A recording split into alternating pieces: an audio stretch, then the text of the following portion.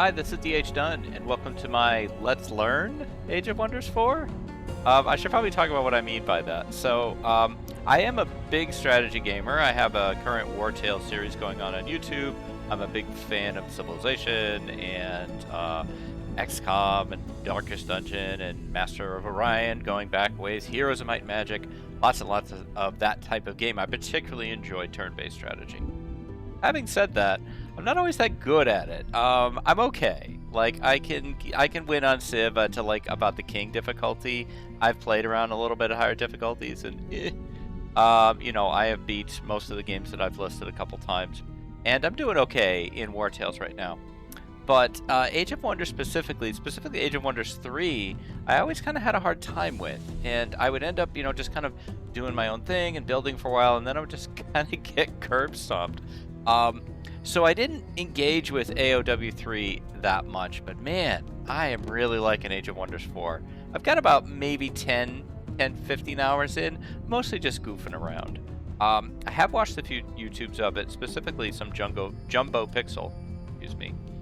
There's a ton of content on YouTube right now. So what's different about this is I'm going to record myself learning the game and trying to understand its systems through gameplay, rather than watching a whole bunch of videos, which I have watched a few, but not too much. I really like to engage with a game and kind of learn it slowly and learn it that way, and learn through failure and learn through getting things wrong. And I do find that if I'm recording a game, I will pay more attention to what I'm doing, think my decisions through more, talk them out, read tool tips, that sort of thing. So if you're looking for the kind of high level, here's how to get great at Age of Wonders 4, this is probably not that video. If you're looking to learn along with me, though, then I think you're going to have a good time. And if you have tips that you want to pass on to me, I'm happy to take those and try to apply them to future parts. My goal is to probably do 30 minutes episodes, but this first one will probably be 45 as we get into some setup and stuff. So I'm going to start my timer right now, just so I can keep an eye on the time. Otherwise, I'll just lose myself in this thing. The aesthetics are fantastic. I love the aesthetics of this one. A little bit more than Age of Wonders 3. Obviously, it's a much older game, so it had to deal with the limitations of the time. But there's just a vibrancy to this one that I'm really, really enjoying. So I'm just going to go straight to new game. Your destination. Now, I know you can create your own realm. I am not ready for that. I have peeked at it. I have looked at it. It's a lot. The customization options in this thing are just amazing. I'm so impressed with it. But I'm not ready for that. So I'd like to take one of the tier 1 realms. I don't really yet. I guess the story realm is kind of a scenario versus like a randomized map. Kind of like, again, most of my strategy language comes from Heroes of Might and Magic 3. That was really, my all-time, favorite strategy game. And so I kind of tend to translate things through Civilization terms, XCOM terms, or Heroes of Might and Magic terms. So I feel like this is a scenario from Heroes of Might and Magic, whereas this is a random map. So basically, of the tier 1s, we've got Greenshire and we've got Dunelands. I like the idea of Dunelands a little more. This idea of this like deserty world with this image that's in front of me is very cool. It gets my story brain working. So I think I'm going to select that. Now before I do that, let's not do what I always do. Let's not zoom past this. Let's read what it says. Let's see. Realm long ago lost most of its water, plagued by sandstorms, yet blessed with plentiful mana-retaining crystals. Awesome. So it's got some features. The tooltip stuff on this thing is great. Barren oceans, contested landmasses are separated by uninhabitable deserts. So like a continents map, except there's deserts between the continents instead of water. Each empire shares a landmass with one or two other empires. Uninhabitable desert provinces are affected by sandstorms. All surface combat in these provinces is affected by sandstorm, which is at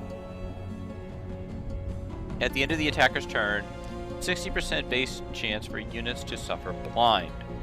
Minus 50% accuracy on physical, ranged, and magic attacks. cannot perform retaliation attacks. Okay, that's very interesting. So I'm going to try to remember that. Units in these provinces suffer sandstorms. So in the Barren Ocean area. Crystalline abundance. Mana crystals grow more easily on this realm, making them unusually abundant. Groovy. Magical origins or magic origins. Astral influence on this realm makes creatures of magic origin unusually common. So we're just going to run into more magical mobs on the map. The world's climate is warm and dry, leaving little for flora to thrive on. Desert provinces are common. Arctic highlands, temperate and desolate, are absent. Forest is rare, and wetlands is absent. Okay. All right. Now that I have actually read everything, we'll select it. So I'm gonna probably go with the basics here. Maybe I bump difficulty down one. I don't know. I guess we'll just go normal and just get curse stopped. We've looked at these. Yes. Okay. Classic turn, sure. 7 players seems like a lot. I wonder if the size of the map modifies based on the number of players. I don't think it actually tells you. I think maybe I drop it to 5 rather than 7. I have no illusions that I'm going to win this game. I just want to, make a good showing. Advanced setting. Player distance, the name, classic turns. Factions, you can pick which factions are going to be in there. Game flow. Combat. Okay, interesting. Alright. We will, confirm all that. Portal visuals. What would that be? Does it change what the portals look like? Oh, that's interesting. Is that just like for this screen? I mean, I guess, but why would you not want it to accurately represent what you're taking people to? Oh my god. Okay, we're over here now. Okay, so I gave a little bit of thought to this on my prep. I want a race that can take hits and produce quickly. Because, as I say, I generally will be playing and having a good time, and then suddenly somebody's going to show up that somehow is like 6 levels past me. So my first thought, which I'm now changing as we're speaking, my first thought was a defensively focused race. I was thinking dwarves, right? Produce hard, take a lot of hits, hard to kill. But now I'm kind of thinking that I want somebody focused on research so that I don't get out-teched. Can you have dwarvish researchers? That might be interesting to try to create. Now, I know we have all these races that we can be as, but I don't think there's going to be a magical dwarf race. There might be. Let's see. Moonrock dwarves. Oh, that is kind of, let's see. They got the Tome of Warding, Astral Affinity. These guys might actually be what I'm looking for. Underground Adaption. Great Builders. Okay, I think this is kind of what I'm looking for. Let's take a look at them. Yeah, okay. Magical Dwarves. Sounds good. Alright, so I should probably know a little bit more about what I'm getting here. So, tough. They take less damage from physical attacks. That's basically what I asked for. Underground Adaption. Moving and settling underground becomes easier. Mystic. Units have attunement star blades, making them stronger when a spell is cast in battle. Okay. Great Builders. Quarries yield extra gold, and special province improvements cost 50% less production. The capital city already has a workshop and already has walls. They're runesmiths. Unit enchantment research costs 30% less knowledge to unlock, making all your units better. I like that system. Unit enchantment costs 30% less upkeep. Shield units and pole armor units have +1 rank. Start with an extra shield unit or pole armor. Alright, this is looking good. And the axe that we start with is the Gaudier Great Axe. Charge attack, gain 20% per hex traveled. Okay, so you want to run him at people.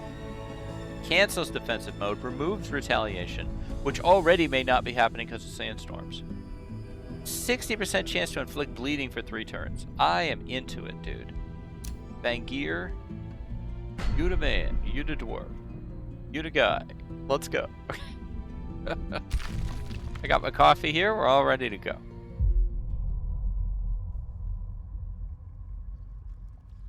Now, I have noticed that they start you with a scout unit and an army, and they don't have them linked. And initially, I'm like, well, why? I know I can have 6 people in my army. Why not put this guy in? But I'm going to leave the scout unit separate.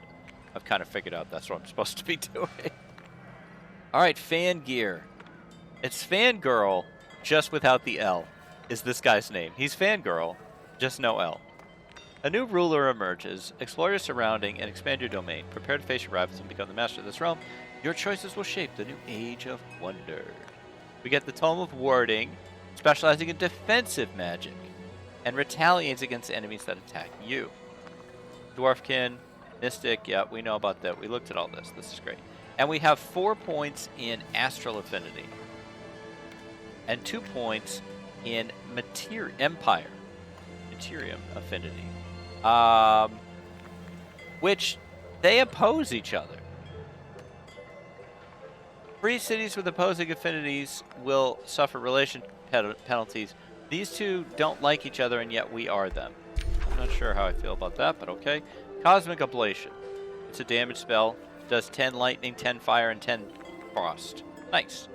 Like a Neapolitan ice cream attack. Mark of Invulnerability. It's a buff.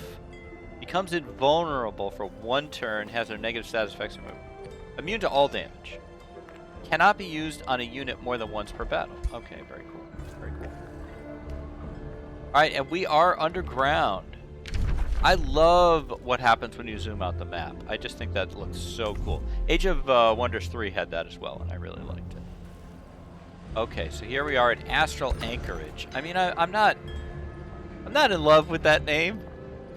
I'll be honest with you, it's hard to really engage with Astral Anchorage. What if we change this to, like,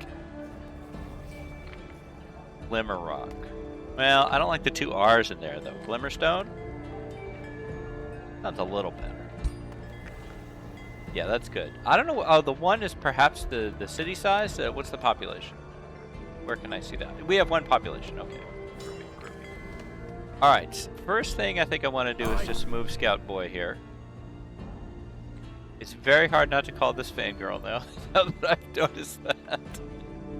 Now, this looks like impassable wall. This also looks impassable. Over here, this is a iron deposit and a gold deposit. So, I guess I'll head over here. Okay, all right, we've got a little bit of a road here, a little minecart path. I really like that. That's cool. Love the aesthetics. Absolutely love the aesthetics. Right, next unit, please. Fangirl. There's really nothing for you to fight. In fact, I kind of think you might need to do the same thing Scout Dude is doing. Could we get you another unit? Not fast enough. No, we'll just send you over here as well. Oh, look at you running along with your little feet. Okay. Set our research. One of the things that I love about this system is that you can pay mana to shuffle. I think that's really, really cool. I'm a big Stellaris player. It's not turn-based, but you can kind of play turn-based. And, man, the ability to reshuffle the text that they offer you would be amazing. So my first thought is the warrior, right? He's tier 1? Is he tier 1? He's a tier 1 shield unit that strikes with lightning damage. Can I take a look at something quickly for a moment, please? Go back to Glimmerstone. If I were to make our current shield unit, this is a polearm, this is an arcanist. We can't make one. Okay, well that solidifies that choice, doesn't it? Okay, I just wanted to see if he was better than the thing we can make now. You know what? He is, because we can't make anything now. So, shield unit that strikes with lightning damage. Okay, groovy. He's like aligned with different... I don't know, I think this might be resistances. I actually don't know what these represent here, the 6 and this 2. We'll work that out. So, he hits for 6 melee and 6 lightning. It costs 200 to research. Floating. Aha! Okay, he can move through any terrain type. Excellent, excellent. Okay. Pro Companion. It's an enchantment, which we get those 30% cheaper. +2 vision range of the world map for the scout unit. I mean, is this going to be faster? Yes, this will be 3 turns versus 4. I'm kind of inclined to do this one to get the max value out of our scout unit. Wayfinder. Very fast movement for the scout unit. Also seems good, but I like the visibility more. Set production. It's still calling it Astral Anchorage. Maybe next turn it will stop. So this is one of the areas where I have thus far not really found my groove as to build order. You know, in Civ 6 you get kind of a structure of like, I'm going to build this, and then I'm going to build this, I'm going to build this. My inclination is to go storehouse because I want the city to grow quickly. We don't have a boost for anything. See this boost system here? If we build a forester, then we get the boost, which I think is 30%, yeah, faster. Now, did we have we have an increased build speed for something? I don't know if I can see that now. All right, I'm just going to go back to build. So I think I'm inclined to do this. It's 5 turns, it's 60 gold. Something I haven't been doing a good job of is watching my gold income. Right now I make 80 a turn. Why? This city, apparently. City makes 128, but we're using 48 for unit upkeep. All right, we're going to go storehouse. For a unit, I really want to fill out the rest of his roster here. So he started off with a shield unit, which is not the one we can conjure. We can't even make this guy. Tier 2. Very cool, very cool. 7 and 2 of whatever the hell that is. Melee strike does 12 damage, but he also does stunning flash. 60% chance of inflicting stunned. You lose your turn. So we got this dude, Spell Shield. He's awesome. Soother, which ranged unit that also heals. I want to say, can I look at that? Yes. 20 temporary hit points. Okay, then we got our polearm, and we got our arcanist, which is the ranged unit. I'm a big since Fangor is going to be getting up and personal with people. I'm kind of a fan of grabbing another ranged unit. Now, what's that going to take? How long? The arcanist. This is going to take us 3 turns. They all take. Well, no, the scout takes 2 turns. It takes 3 turns. Okay, let's go. We could hurry the recruitment for 160. I think I'm actually going to do that, so that we can immediately get his army topped off. So that we don't have to worry about, can you move? Do you know summoning sickness or something? Alright, you'll catch up next turn, little guy. Alright, now we need to pick another unit to make, but we probably don't have enough gold to pick anything. No. And that's an interesting part of Age of Wonders' build system, is the upfront gold cost to start production on something. I wonder if that's refunded if you stop production. And this is very much how I play pretty much all games, is I just start playing and I wonder about this, I wonder that, and then I try it and see.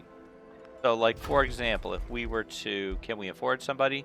Yes. So like if we said Arcanist, make me another Arcanist, not a bad idea anyway. Okay. So we've lost the 60 gold. If I then cancel this, we got the 60 gold back. Make him, 60 gold is gone. Cancel it, 60 gold is back. Okay, so fairly harmless as long as you cancel inside the turn you picked. I wonder if you build for 1 turn and then cancel him, is the money gone or do you get, like, some of it back? Guess what I'm going to do next turn. Alright, little guy, you need to go with the main army there. Okay, super cool. Now, can we get... These are provinces that we can go into, it seems like. I want you to continue going forward. But I'm starting to wonder. Can we take Scouty Boy? Yes, there was more down here. Okay, cool. Very cool looking underground, by the way. Good job there, Triumph. All right, we're like 3 turns in. I've already learned a few things that I didn't know, so that's cool. All right, continue on there, Scout. What you got for me? This is a passage. Okay, so this is. It doesn't look like this is how you get to the above world. It looks more like just a little nooch, but I would expect like a spiral staircase or something like that's what I think Heroes had. So I'm always making things in Heroes language. Can't go here. All right, our options are limited. Now I was gonna cancel the Archer to see if I get all my money back. I'm sorry, Arcanist. So we're at 88 gold. I cancel it. Cancel this item will refund any gold and mana you have spent. However, any production that has been spent on this item will be permanently lost. Are you sure? Doesn't tell you how much you're going to lose, but it does at least clarify. So I'll say no. Go ahead and finish that. Now, we could spend some of our prestige. Is it prestige? No. Imperium. I want it to be prestige for some reason. We could spend some of our Imperium to attract population. It's not that much. Instantly. We get to increase our population for 15 Imperium? Sounds like a deal to me. So, we got some cool options here. I love the iconography on these, by the way. So one thing I did figure out is just because there's an iron node here doesn't mean I necessarily want a quarry here. Because that iron node is going to give me extra production, even if I put a farm there. I'll still get the iron deposits. So it's kind of, you can mix it and match it as near as I can tell without too much problems. I think what I really want right now, there's two ways to look at this. So there's what do you want to produce, but also what do you want to get a boost for? So if we look at what's the next thing we want to make, I'm thinking probably the library because I want to stay way ahead on research as best I can. So if we boost that by building one forester, I feel like that's what I want to do, even though it doesn't get me, it gets me a little growth, a little city growth, not as much as the farm would. The farm gets you 5 city growth. Forester gets you 2 city growth and then 3 production growth. Plus, we're going to get 10 gold out of this one, so I'm going to do that. I love the look of it.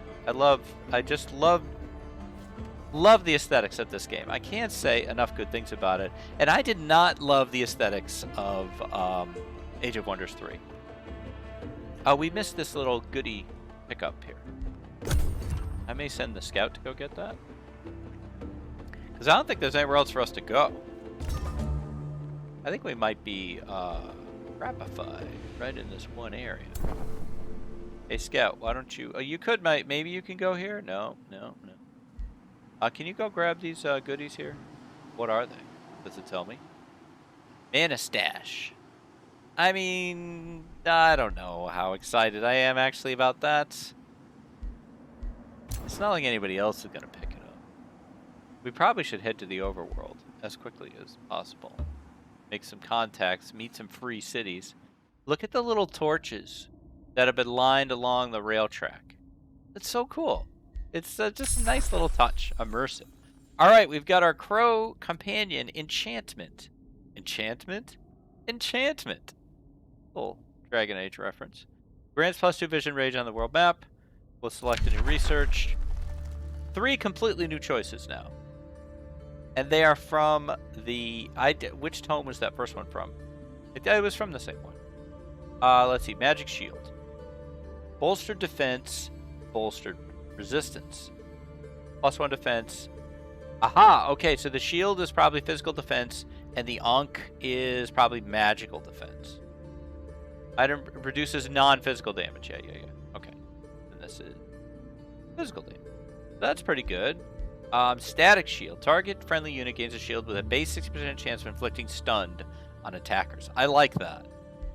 I've been kind of trained by Darkest Dungeon to highly prioritize not just stuns, but like an action economy. That's a Shuffle FM talks about action economy, about how if you can do more things than they can do.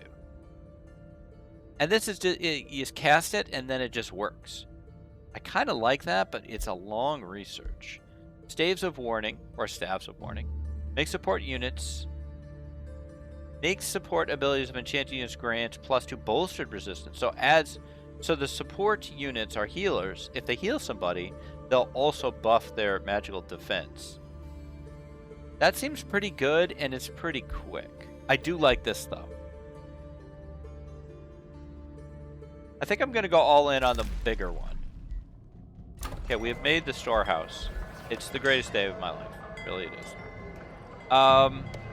So we've boosted the library, so we're going to go for that. Next, I want to think about what is my next pick.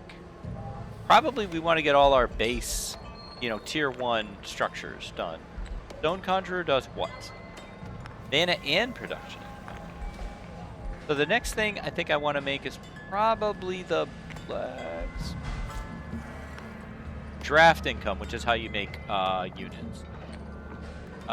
So I would need 2 quarries to boost that, though. That's kind of hard to boost.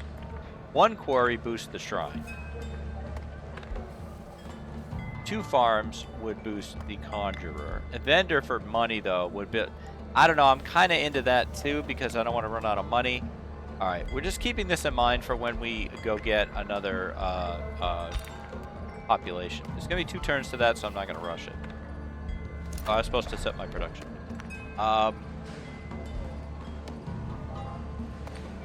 The library. We had set that up. Okay. Now this thing is fantastic, but a bit overwhelming. So we have income based on being focused on these 2. We make 2 a turn of Materium, 4 a turn of Astral. If we pick a Materium tome, then we would start getting more Materium income as well. So our option here would be to spend 50 Imperium, not Prestige. Gained 20 combat casting points and 20 world casting points, just allowing you to cast more spells during combat. I feel like, yeah, that's a no-brainer. We're magical dwarves. We need to cast spells. That is our bread and our butter. It's both.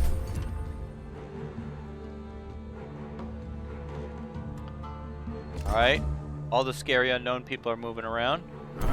Scout boy, go get me this. I'm not super excited about it, but, it's a thing. 41 mana. Let's go.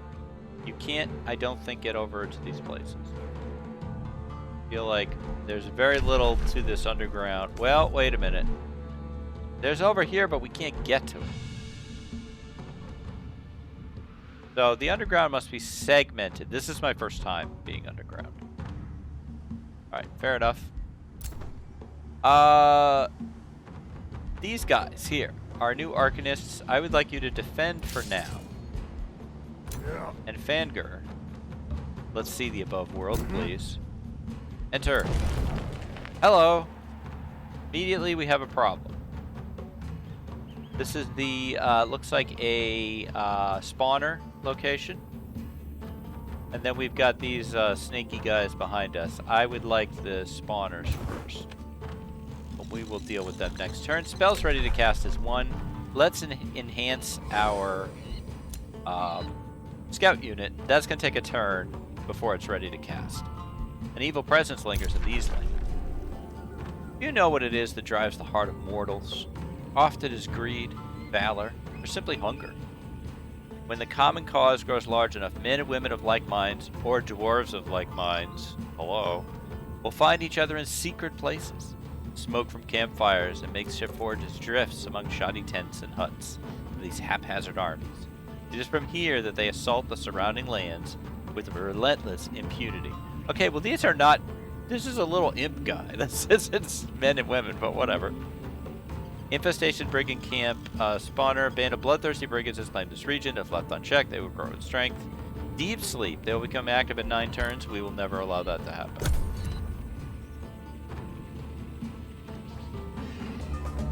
Alright. Let's do the preliminaries before we do the fight. You head over here. New Empire development skill available. We have reached the ability to do seafaring. Not excited about seafaring. Unlocks the ability for units to excavate earthen terrain in the underground. A natural feature province. I wonder if that means we can create earthen terrain in the underground. Might be interesting. Outposts cost 50% less gold, take 1 turn less to build, and start with palisade walls. Hell yeah. Hell yeah. Okay, what about you? Whenever a new research skill is researched, the knowledge cost of another skill is reduced by 25%. Also hell yeah. Alright, our scout is ready to cast. Let's go. Crow me. I love it. And then they're all hanging around there. It's great. It's very cool. It's a great touch. I love it. Okay, our scouts now have +2 vision range, which is awesome. Okay, we have completed the Arcanist library in 1 turn. I think I will alternate between these two. Do we have 60 gold? Yes, we do. Do I want to hurry recruitment? No, I don't. Now we can add. Now, I got to go back and think about what did I want next. 1 farm gets me to market. I think I'm going to go with a farm because it also helps me produce faster. I think I'll take that here. I kind of am intrigued by how it looks underground, but you know, what are you going to do? Okay, orders required. Let's do this thing. Auto combat? I don't think so. We're going manual. Let's get tactical. I'm having a good time. This is great. I mean, I have a good time in this game anyway, but I'm enjoying kind of... I almost said streaming it. I'm enjoying recording it. Okay, most of the tactical fights I've done so far, I almost always just skip the first turn. Let them come to me. They never get in range in the first turn. And it allows me, you know, 1 more turn to get my spells up. Because I think you can't cast spells on your first turn. Maybe it's because you don't have enough mana, or maybe it's because you, you know, you're blocked from casting spells first turn. Now I've got options: Mark of Invulnerability, or the good old Cosmic Ablation, 30 damage. Now, how much health do you guys have? 59, 49. Why are you already hurt? 49 out of 55. Why are they hurt already? That's weird. 44 and 60. They're wet. Why are they wet? Oh, they have reduced lightning resistance. Oh, we should get these guys. Because I think this does lightning damage, right? Fire damage, frost damage. These guys are wet, which means they have slight fire resistance, but significant lightning and frost weaknesses. I'm going to try this on them.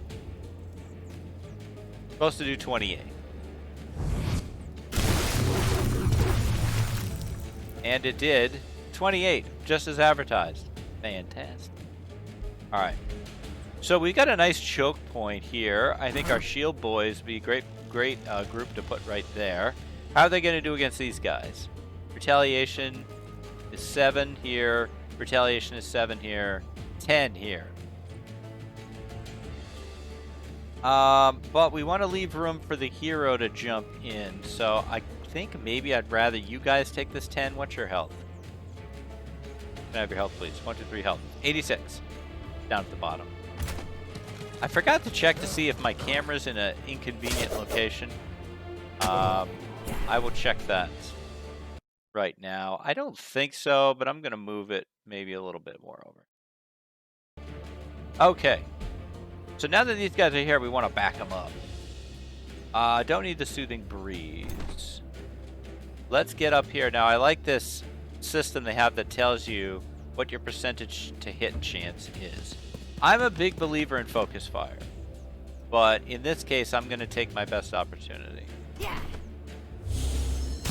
I'm not taking the 5% chance on these guys. Okay, here we are with the Soother. I don't know if I want to use you yet. I think I want to get Fangir up here. He can't actually... Oh, he can go right here. Yes, Charge Strike. That's right. The farther he moves to hit somebody, the better he does. Chop. Huge hit. And the bleeding was resisted. All right. Now I think we could probably come in here and let's focus fire these boys. Okay, great. The pole arm guys are kind of going to be the odd units out. They got to wait for there to be room at the table. You can just defend. And then this is, I believe, yeah, obscuring foliage. I think it helps you, but it doesn't hurt you. And let's go. All right, 1 unit down. So that means that there's no actions for that unit next turn. That's to our benefit. Yeah, the shield boys are going to take some hits, but that is their job.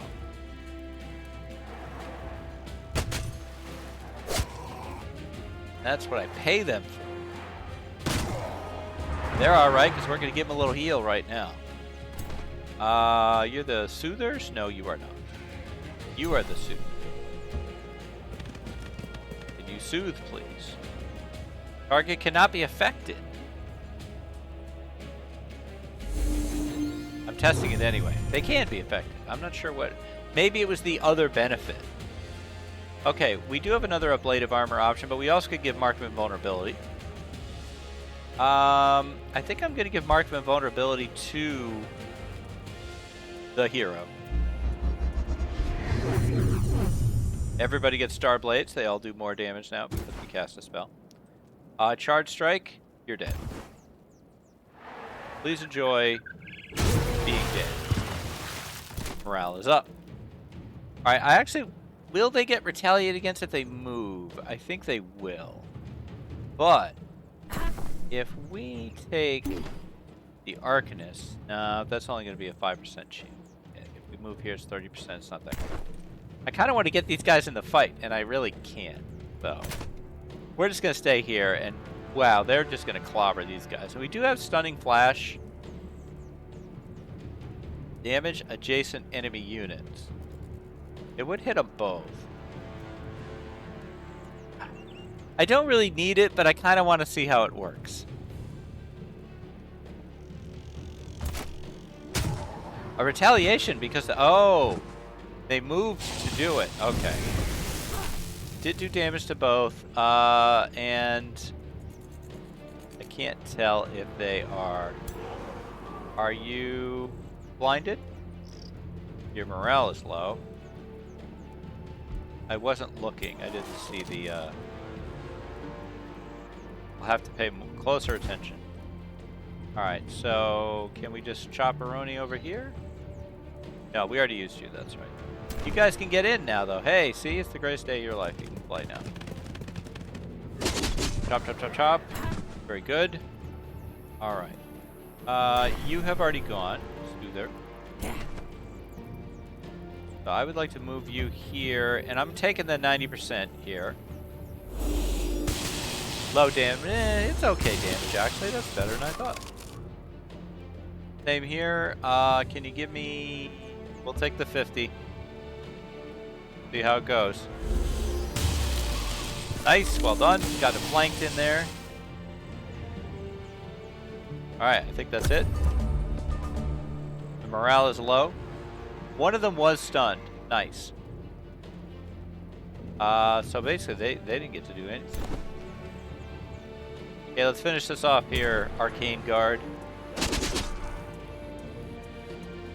Almost. There we go. Morale is amazing. And we zap Aroni for the win. Haha! Nice. Alright, that went fantastic. I'm super happy with that. Got promotion. Shield guy, I think, may have already been promoted. But Arcane Guard is now on his way to tier 2. Yeah, these guys are recruits. He's a soldier. The soldiers get +4 health. Nice. Very cool. Required for next rank 12 XP. Super, super great. Battle won by Fangirl. Alright, so we got some production and some food. We got a battle axe. We'll see if it's better than one he has. It might be the one he has. Mace of Smiting, though, I'm pretty excited about. Deals 4 spirit damage to fiends and undead. Now I'm less excited. Let's open the hero screen. So you're currently using the fantabulous Godir God Great Axe, which has the charge ability. It seems pretty freaking great. How much damage does it do? 24. I think the advantage of these might be that they're one-handers, so he could use a shield. Nah, I'm not. I'm sticking with this freaking thing. This thing is great. All right, orders required. I mean, you know, we could make an outpost like right the hell here, can we? Build outpost. I see no reason not to control the gateway to the wormhole. I mean, to the underground. Do you want to build this claimed provinces? Provinces have already been claimed here. Building causes other rulers to gain a grievance against you. Free cities will receive a relations penalty for ignoring their claims. Following rulers, distant claim. Look, dude, I'm right next door to this thing. It's mine. Okay, you'll just have to deal. Okay, I do want to check these snakes out. Glimmerstone made its library. Fantastic. So that means, let's take a look. If we look at, can I see what I've already built? Don't change the city name. I love the city name. Why would you suggest that? There's a city screen, I think. Right here. Glimmerstone. Does not tell me exactly what it makes, but we're making 70 knowledge a turn. Okay, great. So if we were to pick you and then look at what we want to make next, we want to make the vendor next because we boosted it. And I like to think about what is the next thing I want to make. I don't think a shrine. I think we're okay on mana. I'd much rather have the blacksmith, but we need 2 quarries to boost that. Other alternative would be to just go straight beeline for more research. Quarry and a forester. We already have a forester. We just need a quarry. I kind of like this plan, but we can't execute it yet. We could start production on it, and I think when the boost comes in, it should accelerate its completion. I do want this. I want a beeline for more research. Alright, that is the end of this turn. And looking at my stopwatch, I'm right at about where I want it to be. So I think I'm going to put a cut in here. And thank you for watching. If you watched all the way through to the end here, I really appreciate that. Like, I'm just getting into doing more recorded stuff specifically for YouTube. Prior to this, it was mostly just putting my Twitch VODs up, but I've been having a great time with War Tales, and boy do I love Age of Wonders. And I learned a lot just in this one game, which is the whole point of this series, is to learn how to play it by playing it. So I hope to see you back for part 2, and thanks very much for watching. Stay safe, take care of each other. I'll see you next time. Bye-bye.